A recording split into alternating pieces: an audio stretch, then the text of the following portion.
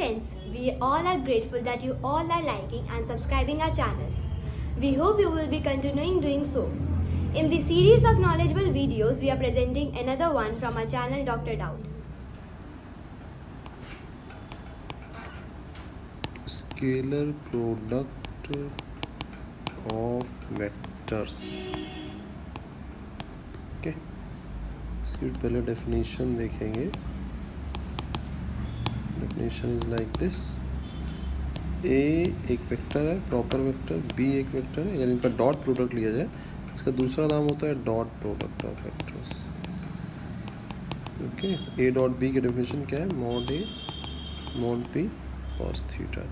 Theta is the angle between A and B ना, like this. अगर ये vectors ऐसे हैं, this is vector A, this is vector B, तो A से B की तरफ चलेंगे एंगल, तो थीटा होगा ना.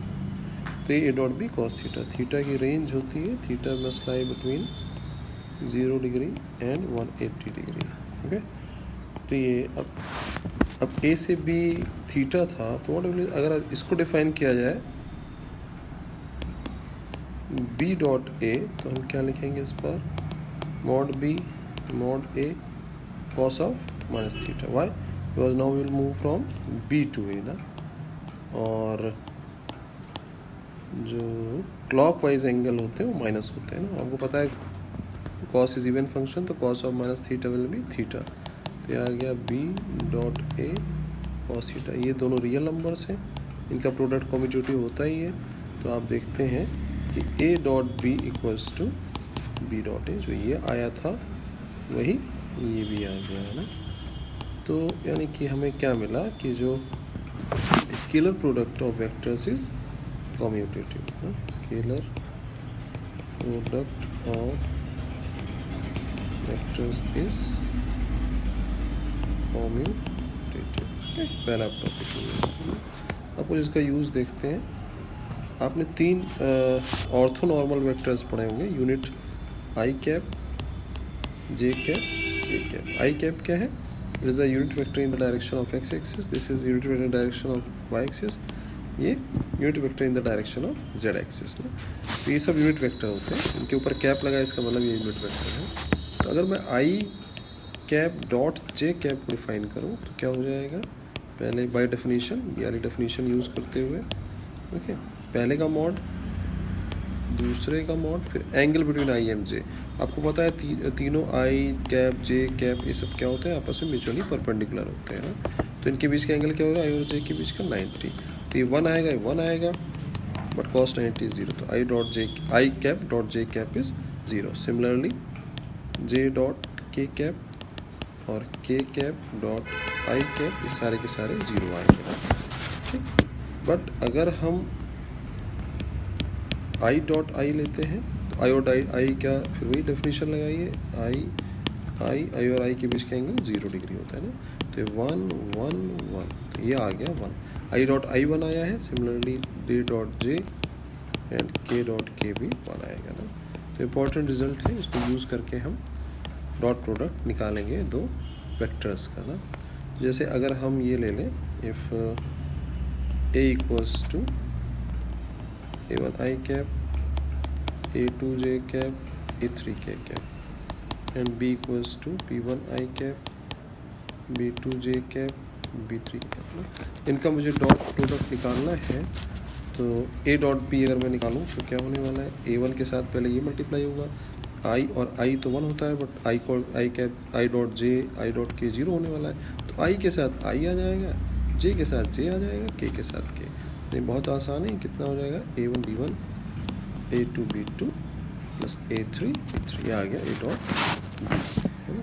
अब angle between A and B अगर निकालना हो मुझे, angle between vector A and B, ये जो गिवन वेक्टर था इनके बीच में ना, तो आप डेफिनेशन यूज़ कर लीजिए.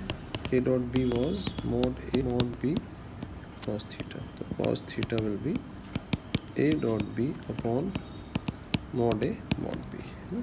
A डॉट B अभी आपका क्या आया था? A1 B1 plus A2 B2 plus A3 B3. Mod A mod B आप बड़े आराम से, यहाँ मैं ए लिख दे रहा हूँ, नीचे लिख दूंगा. मॉड A मॉड B क्या होने वाला है? Mod A will be under root a1 square plus a2 square plus a3 square mod b भी under root b1 square plus b2 square plus b3 square. इस तरीके से आप एंगल बिटवीन द वेक्टर्स निकाल सकते हैं ना। ये बड़ा इंपॉर्टेंट रिजल्ट है, अक्सर आता है if a is perpendicular to b, है ना। तो डेफिनेशन यूज करते हैं a dot b will be mod a mod b cos 90 यानी 0। तो a डॉट b आने वाला है आपका 0 if two vectors are perpendicular. अब देखिए कुछ और यूजेस हैं इसके कि अगर मैं वेक्टर का स्क्वायर निकालना है मुझे, किसी वेक्टर a का होल स्क्वायर, तो इसका मतलब होता है vector a dot vector a है। तो कितना हो जाएगा बाय डेफिनेशन मॉड a और a के बीच का एंगल 0 डिग्री, तो हो जाएगा मॉड a का होल स्क्वायर। इस वेक्टर का square is same as mod of vector का स्क्वायर। अगर मुझे ये निकालना हो a plus b whole square, तो मैं इसे ये लिखने वाला हूँ a plus b dot a plus b, है ना। आप डॉट प्रोडक्ट ले लीजिए, पहले आएगा a डॉट a, फिर आ जाएगा a dot b plus b dot b। Definition याद है अगर आपको, तो हो जाएगा mod a whole square, a dot b और b डॉट a इक्वल होते हैं, तो plus 2 dot b plus mod b का होल स्क्वायर। तो ध्यान रखिए vector a plus vector b का होल स्क्वायर हम ये लिखने वाले हैं ना व्हाइल डूइंग क्वेश्चंस, ओके। इसके बाद अगर हम ये लिखना चाहें a plus B plus C whole square, तो it will be same as a plus C whole square. इसका हो जाएगा, इसको आप दो बार, ठीक है, डॉट प्रोडक्ट ले लीजिए इनका ना, ठीक है। तो ये भी आपका जो फाइनल रिजल्ट आएगा mod a whole square mod b whole square. अब देखिए जो a plus B plus c का होल स्क्वायर था कुछ वैसा ही आता है, बस यहाँ पे डॉट प्रोडक्ट लग जाता है ना। आपने बचपन में अलजेब्रा में भी पढ़ा होगा, तो यही आता था, ये टर्म्स आते थे, बस वहाँ सिंपल ए बी प्लस सी आता था, बस यहाँ पे डॉट प्रोडक्ट लग गया। तो इस तरीके से इसको आप याद कर सकते हैं आराम से, ठीक है। इसके बाद था शायद प्रोजेक्शन ऑफ, प्रोजेक्शन ऑफ, मान लीजिए ए ऑन आपको निकालना है, वेक्टर ए का वेक्टर बी पे प्रोजेक्शन क्या है ना।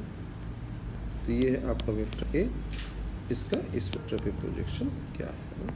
मान लीजिए ये प्रोजेक्शन इसे दिया, इनके बीच का एंगल तो थीटा था, this is the projection of vector A on vector B. तो यूजिंग ट्रिग्नोमेट्री आपको पता है ये क्या आने वाला है, this will be the A cos theta, यानी हमें क्या मिल रहा है, A cos theta is the projection of A on B. अब यूजिंग डेफिनेशन हम लिख चाहें तो हम क्या लिखते हैं, A dot B plus two mod B cos theta. हमें क्या चाहिए, ए कॉस थीटा, तो इसको अलग कर लेते हैं। तो mod a cos theta equals to a dot b upon mod b ना। तो ये हो गया scalar projection of A on b, okay. इसी तरह अगर आए projection of b on a, तो क्या हो जाएगा, ए डॉट बी अपॉन, ठीक है, ओके।